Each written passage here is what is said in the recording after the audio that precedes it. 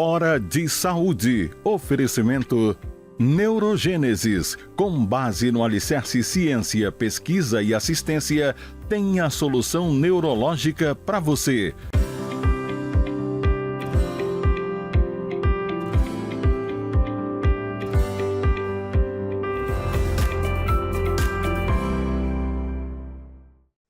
Caros amigos, mais uma vez no nosso programa Dominical de Saúde, Hora de Saúde, que é transmitido para todo o estado do Pará, pela TV RBA, aqui em Belém, Canal 13, todo mundo sabe, e neste exato momento, para o mundo inteiro, pelo link rbatv.dol.com.br ou simplesmente DOL, D-O-L, de Diário Online, dol.com.br ao vivo.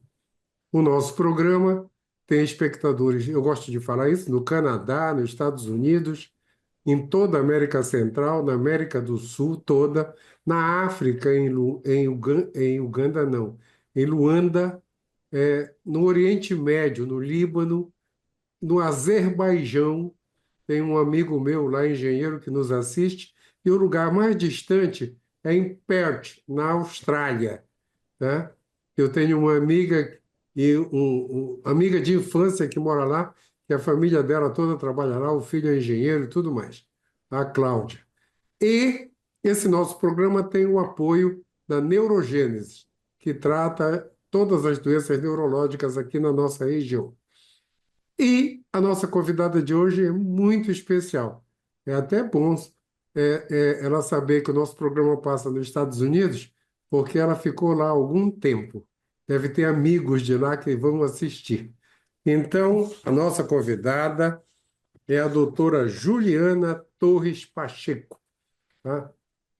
A Juliana é filha do meu amigo Pacheco, tá? Do João Pacheco, médico, cardiologista. Ele era um ano na minha frente da faculdade, e da Nilza Ney, esposa do Pacheco, lógico. Então, a Juliana publicou um livro de medicina. Eu acho que essa semana ela vai já contar para a gente. E por causa disso, o pai, todo orgulhoso, divulgou aqui em Belém, e eu entrei em contato com ela para nos contar essa história. Juliana, super obrigado por estar aqui, por ter aceito o convite. E me conta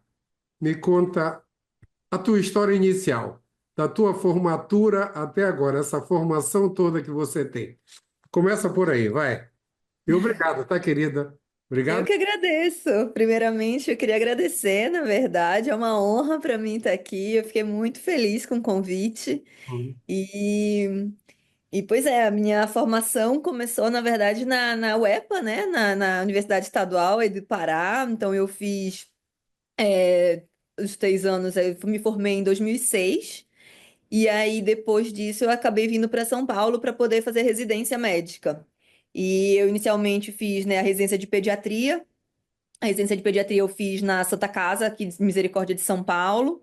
Depois eu acabei, né, optando por fazer a cardiologia pediátrica, então fui para o INCOR, fiz 2 anos de cardio no INCOR. Depois eu fiz mais um ano de ecocardiografia fetal e pediátrica, que aí era tanto lá na Beneficência Portuguesa, que é onde eu tô hoje em dia, né? Trabalho hoje em dia, e também na USP, né? No Hospital das Clínicas. Mas a minha paixão mesmo sempre foi essa parte de UTI, né, de cardiointensivismo. Então, eu já tinha esse foco de saindo do eco, de eu fazer algum estágio em UTI cardiológica, e eu acabei indo para os Estados Unidos, para Pittsburgh, né? Eu fiquei quase um ano lá em Children's Hospital de Pittsburgh, para poder aprender mais sobre isso, que aqui até então, mesmo aqui em São Paulo, ainda não tinham muitas residências sobre esse assunto, e era o que eu queria me dedicar.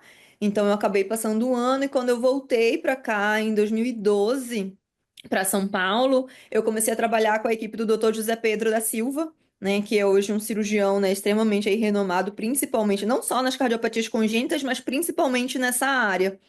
E aí eu fiquei aqui mais um tempinho, até ser chamada para ajudar a montar um serviço em Natal. E aí eu fui me aventurar em Natal por 2 anos com o Dr. Marcelo Cascudo.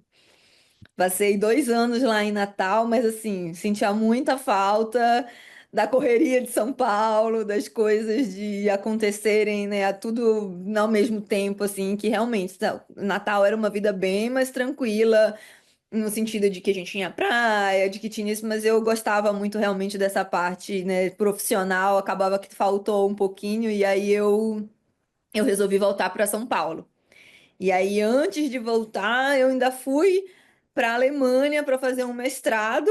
E aí, depois que eu terminei o mestrado, que eu voltei para São Paulo. E aí, agora, desde 2018, eu tô na Beneficência Portuguesa, coordenando a UTI pediátrica e cardiopediátrica, né?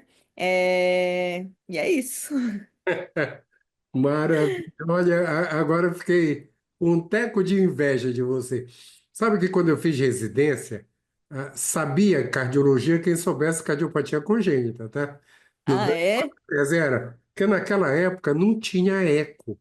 Então a gente dependia de raio-x elétrico e do exame físico, da história clínica, né? E se destacava como residente, né? Tinha um livro do Perloff que a gente quase decorava, né? Porque se destacava quem soubesse cardiopatia congênita, tá? Quando eu voltei aqui para Belém, o curso de medicina era enorme. Hoje em dia é bem curtinho a parte de cardiologia, mas eu lembro que eu dava todas as aulas de congênito. Eram umas 15 ou 16 aulas. Transposição, falou, CIA, CIV, tresia tricúspide, ventrículo único, tudo aquilo que, como você está em São Paulo, é teu convívio, né? Porque É, vai tudo para aí. Essa é a grande verdade. vantagem. Agora me fala, depois de eu ficar assim, pensando com um teco de inveja branca de você, né? Foi para esses lugares todos, está em Pittsburgh, Alemanha, e está em São Paulo no serviço do Zé Pedro. O Zé Pedro, para quem não sabe, ele substituiu o professor Zerbini, ele que herdou toda a estrutura, tudo isso, né? O Zé Pedro deve ter a minha idade. Eu pareço mais novo, mas eu tenho 71, tá? Então, imagino você passando com a Nana lá no Encore, Brincou. com tudo. A Nana é minha amiga, tá? De muito tempo. Mas vamos lá, me Ah, ela é fala. muito Que querida. desafios tem a especialidade agora, hein?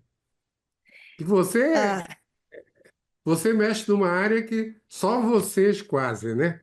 Só vocês. então. É a coisa que mais a gente preocupa fora de São Paulo para operar cardiopatia congênita é a infraestrutura da UTI. E você mexe Eu com isso. acho que esse é o desafio mesmo, viu?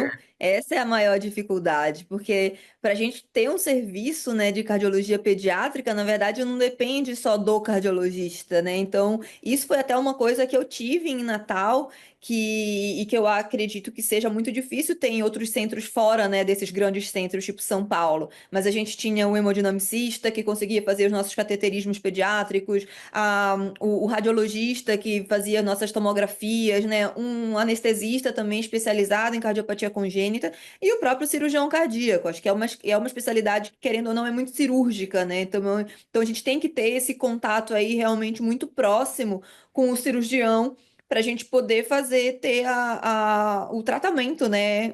Seja paliativo ou curativo aí das nossas cardiopatias. Certo. Me fala uma coisa agora. O que deu, com todo esse currículo que você falou, em termos de emergência em cardiointensivismo pediátrico, o que te deu, assim, como foi que caiu na cabeça para você escrever um livro sobre o assunto?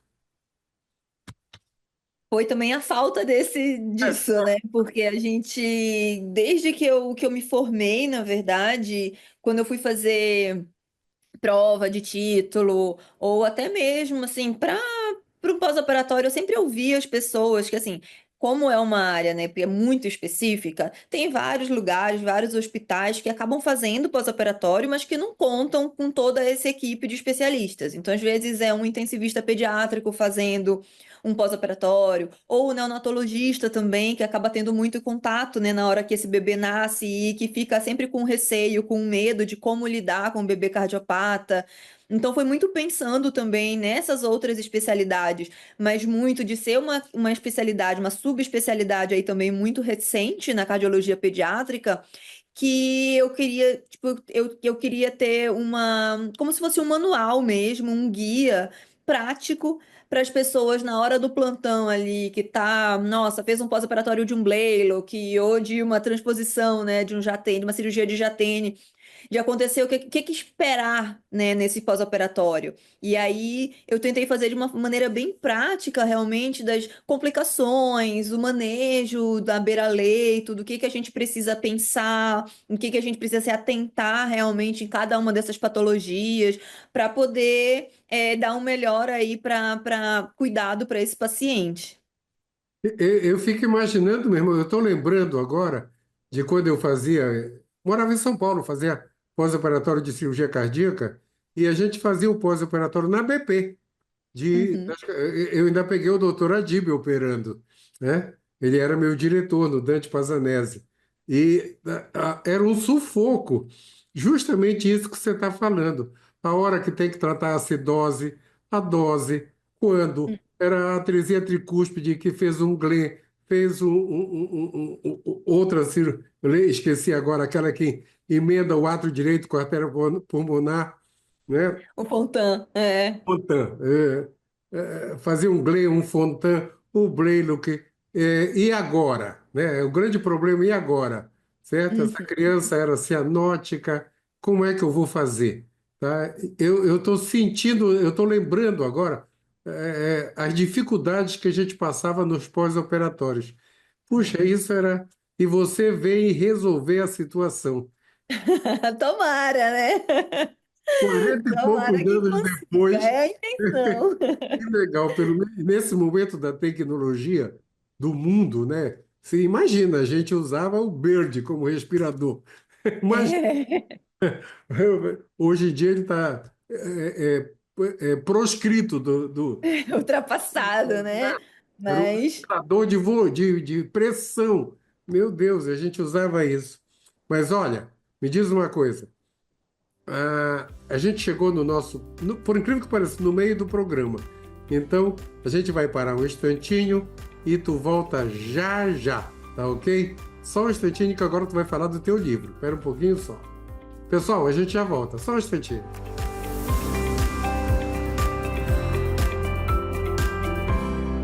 Hora de Saúde. Oferecimento Neurogênesis. Com base no alicerce ciência, pesquisa e assistência, tem a solução neurológica para você.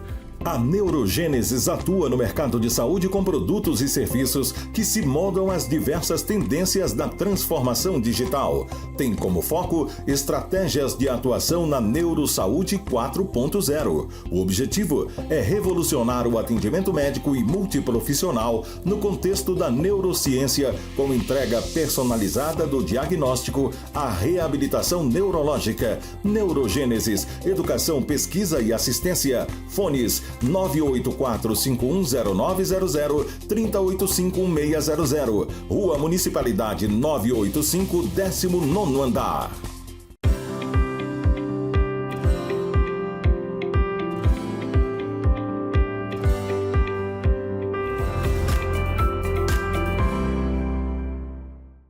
Voltamos nessa conversa maravilhosa de super informação da ciência atual do mundo com agora a minha amiga Juliana Pacheco, né? Vou te nomear minha amiga, Ju, porque em breve tu vai voltar. Essas informações são muito importantes. E quando você vir em Belém, eu também só ligar para mim, tá? Que a gente precisa informar. É super importante que todo mundo saiba o que você faz. E o teu público-alvo para o manual, qual é? eu tentei abranger não só os cardiologistas Qual é o nome do pediatras. livro? Como é o nome do livro? Ah, o livro é Manual de Cardiointensivismo Pediátrico. Manual Então, de Civismo Pediátrico. isso, então ele é um manual muito falando realmente focado no pós-operatório, nesse manejo pós-operatório, né? Mas ele também acaba englobando outras cardiopatias, como por exemplo o Kawasaki, o próprio Covid, né? Que a gente teve aí muitas miocardites e tudo relacionadas também à Covid, a onco também, né? A cardio-oncologia que também está muito forte. E que aí muitas vezes a gente tem pacientes evoluindo com disfunção por conta de quimioterápicos. Então tentei, na verdade, fazer eles de uma maneira bem abrangente de tudo que pode aparecer numa unidade de terapia intensiva pediátrica, seja ela cardiológica ou não.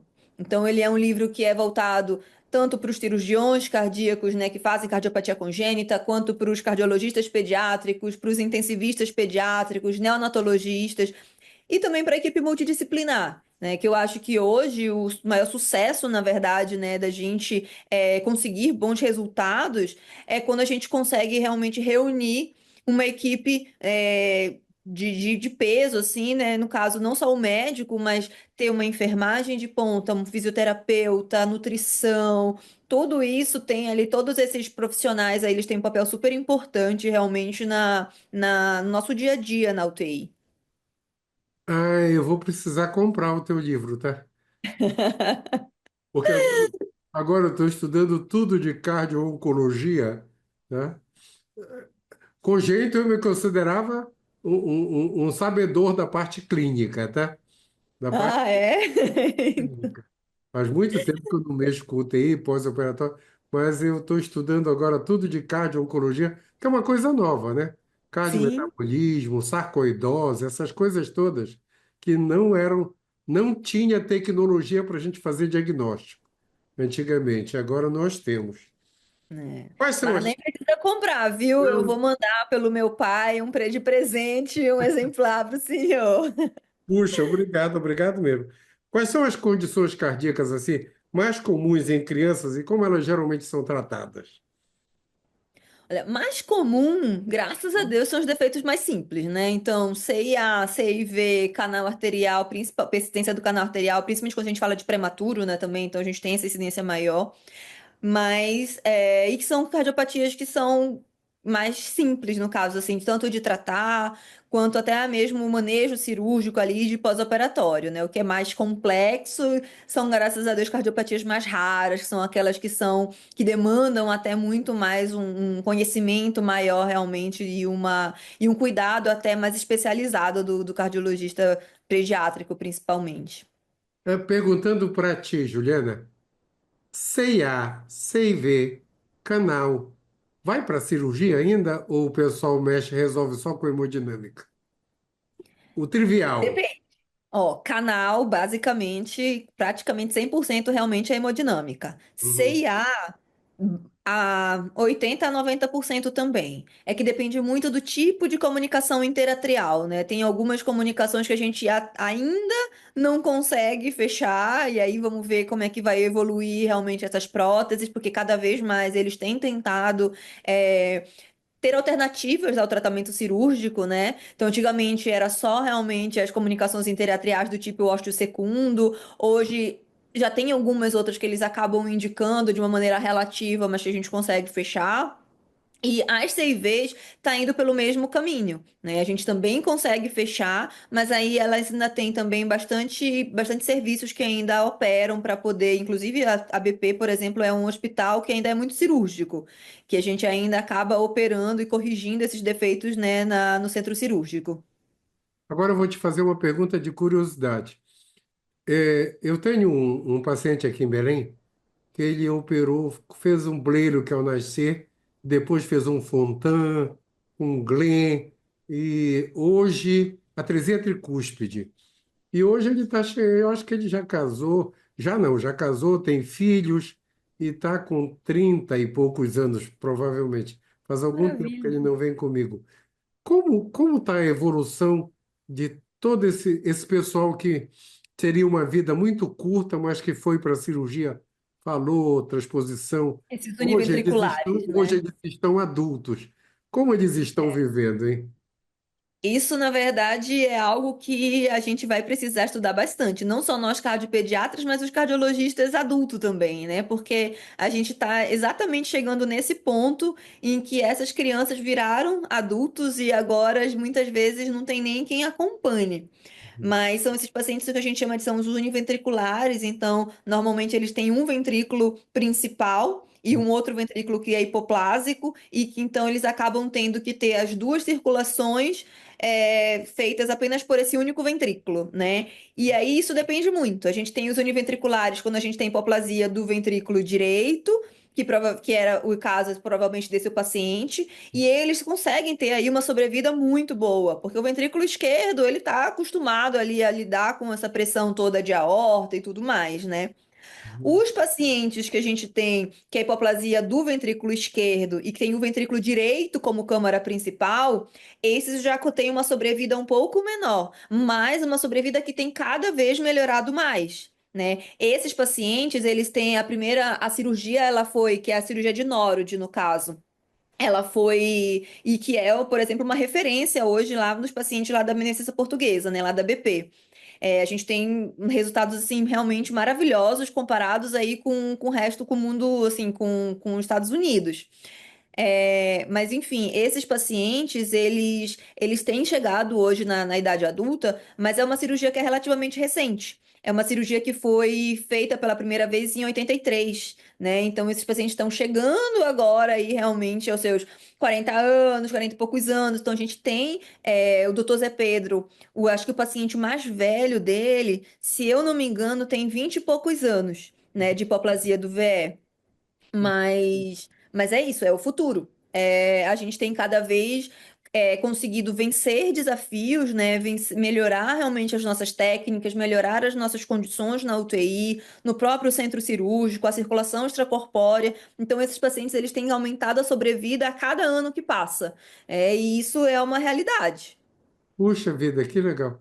Você agora me fez lembrar, eu comecei fazendo hemodinâmica só em criança, tá? Naquela época não tinha tratamento, era só diagnóstico. Eu te falei Uhum. que eu sou diante do eco, né? Sim. Eu sou diante do eco. Mas eu cheguei a fazer. Eu estou imaginando agora onde estariam essas crianças. Eu cheguei a fazer balão de Hasking em eu acho que umas 14 crianças, na minha época de Escola Paulista de Medicina, tá? Ah, depois eu não sei a evolução, porque depois chegou Uhum. o eco tomou conta, né? Eu parei de fazer CAT de congênito, comecei a fazer de adulto, aí depois veio a angioplastia, mudou tudo. Mas agora você imaginou, eu gostaria de saber aquelas crianças que eu fiz Hasking ao nascer, ao nascer, né? Depois eu soube que o pessoal já estava fazendo Hasking com o eco, né? É. Com o eco. O genomicista ele continua, né, presente, mas a gente faz hoje o rasking à beira-leito. É, Então, a gente usa o eco para guiar realmente o hemodinamicista na hora da passagem do catéter, mas é um procedimento que é feito até hoje. é Esse mês mesmo, inclusive, a gente teve aí duas transposições que precisaram de abrir a CIA através, né, desse procedimento de rasking. assim que nasceu, né? Assim que nasceu. Eu ainda cheguei a fazer na Santa Casa, já com o eco, assim que nasceu. Isso faz tempo também. Me fala uma coisa, o que é que a gente fala para os pais para eles identificarem cardiopatia congênita? Porque, olha, Juliana, eu tive um colega de rua que a gente jogava futebol, tá? O meio de campo era ele e eu, lá do time de futebol da rua, lá na Cidade Velha. E aí, depois que eu me formei em médico, morei em São Paulo 15 anos, depois que eu voltei, eu descobri que ele tinha uma CIA. Foi Nossa. operado. Pois é, imagina, né? Ele tem, A CIA é mais difícil mesmo, às vezes, porque depende muito do tamanho, né, dessa CIA e da repercussão que ela causa. foi operado, tem a minha idade, está muito bem, obrigado até Que hoje. bom, E que aí, bom. identificar em criança, hein? Assim, na verdade depende muito do tipo de cardiopatia, né, que esse paciente vai apresentar. Então a gente acaba dividindo aí a cardiologia pediátrica em alguns grupos, digamos assim, né? Então a gente tem aqueles pacientes que são os pacientes que são cianóticos, né, que são as cardiopatias cianogênicas. Esses a gente vai diagnosticar com aquela alteração de cor mesmo, né, dos lábios, das pontas dos dedos, né? E aqueles outros pacientes que são os de hiperfluxo pulmonar, que são aqueles que vão ficar mais cansados, que vão ter dificuldades de ganho de peso, dificuldade para mamar, né? E que acabam tendo uma insuficiência, um certo grau aí de insuficiência cardíaca mesmo. E a gente tem aqueles outros pacientes que são aqueles que a gente tem um hipofluxo sistêmico, digamos assim, que seria, por exemplo, essa hipoplasia do ventrículo esquerdo, né? A coarctação de aorta, em que o Hum. paciente acaba tendo uma dificuldade desse sangue chegar aí na parte sistêmica, ou seja, no corpo inteiro, né? Então a gente tem, às vezes, pulsos diminuídos, tem diminuição da diurese, então acaba que ele vai muito mais, é um quadro, às vezes, que é muito mais difícil, porque pode se confundir, por exemplo, com choque séptico, né? E então, assim, depende muito realmente digamos assim, da classificação da cardiopatia que esse paciente apresenta. Certo, a gente está terminando. Eu queria saber o seguinte: eu ainda peguei aqui em Belém, na Santa Casa, adulto com cardiopatia com CIA, Eisenmenger, essas coisas, porque não foi feito o diagnóstico, né? Simplesmente a família dizia, é de nascença e pronto. E E pronto. acabava aí. Como está agora a nível de Brasil, nesses lugares mais longínquos, ainda há muita dificuldade de diagnóstico. Partindo do princípio, Infelizmente. a última vez que eu li, eu acho que era 2 crianças em cada 100 nascimentos vivos. É isso ainda? Com cardiopatia. Uma criança para cada 100 nascido vivo tem cardiopatia congênita, normalmente, que a gente Na Santa fala. Casa seria 2 por semana, porque a quantidade é bem grande. Fui eu que É. comecei a fazer diagnóstico lá. Mas é isso. Me fala dessa dificuldade. A gente teve até uma lei agora, ano passado, né, meio recente, do ecofetal, né? Eu acho que Uhum. o ecofetal foi um exame que chegou para tentar mudar essa realidade, né? De tentar melhorar realmente esse diagnóstico precoce, o diagnóstico ainda realmente na vida fetal, para que a gente pudesse programar um parto, pudesse programar até mesmo, né, cirurgias e tudo mais. Para esse paciente. Mas o grande problema é que a gente não tem ainda profissional capacitado para fazer esse exame exatamente nessas regiões. Certo. Então, aqui em São Paulo, a gente tem uma concentração muito grande, por exemplo, de ecocardiografista fetal, que a gente sabe que não é a realidade no Brasil afora, né? Seja interior ali, tipo Nordeste, ou até mesmo do Pará, né? Nas regiões ribeirinhas, por exemplo. Com Então, a certeza. gente ainda realmente tem uma dificuldade enorme de conseguir fazer diagnóstico, então muitas vezes a gente ainda acaba se deparando com casos de pacientes como, por exemplo, com uma síndrome de Eisenmenger, infelizmente. É. Juliana, o nosso tempo acabou. Mas eu vou te convidar outras vezes. Outra vez a gente fala de doenças específicas, tá? Claro. Por enquanto, eu só queria saber do teu livro, que vai ser assim, com certeza, vai ser uma coisa obrigatória em todos os hospitais, em todas as UTIs. Querida, dedica o programa que o nosso tempo acabou. Eu quero dedicar, acho que para Deus, mas para minha família também, né? Eu só tô aqui assim graças a eles, não só os meus pais, mas meu marido, meu filho, que me apoiam em tudo, né, para poder ter tempo até para escrever. Não é fácil a gente separar, tipo assim, ter essas multitarefas de ser mãe, esposa, coordenadora de uma UTI, escrever livro, mas graças a Deus eu consigo realmente por todo o apoio que eu tenho deles. Que bom. Então, a família toda da Juliana, família toda, os que eu conheço, e marido, filho e todo mundo, e tem um outro lado da família e tudo mais. O programa foi para vocês e para toda a sociedade que precisa saber que essas coisas existem e que hoje a gente pode tratar. Obrigado, Ju. Eu Obrigado. que agradeço. Logo, logo eu te convido de novo, tá? E quando vir em Belém, me liga para a gente fazer presencial, tá bom? Claro. Obrigado, querida turma. Uma semana iluminada para todos vocês e até domingo que vem. Tchau, tchau, amiga. Tchau. Tchau, tchau.